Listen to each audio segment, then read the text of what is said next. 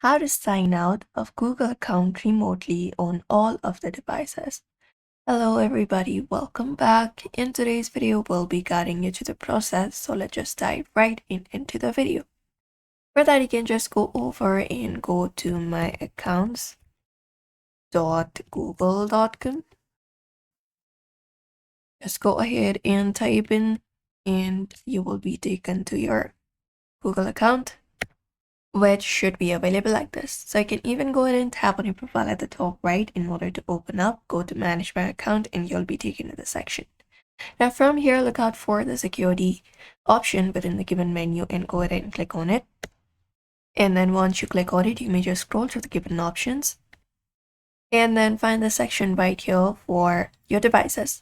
So find it up and click on manage all devices and open the space right here, and there we go. Now in order to remotely remove each of the devices, what you can do is basically go to the device that you would like to remove, click on it, and then once you click on it, you need to enter up your password to continue, and you will be given an option to sign out. Look out for this option, go ahead and confirm this out, and when you do, that particular device will be removed with your Google account. So that is it. You may follow the same process for other devices as well, and they should also be removed.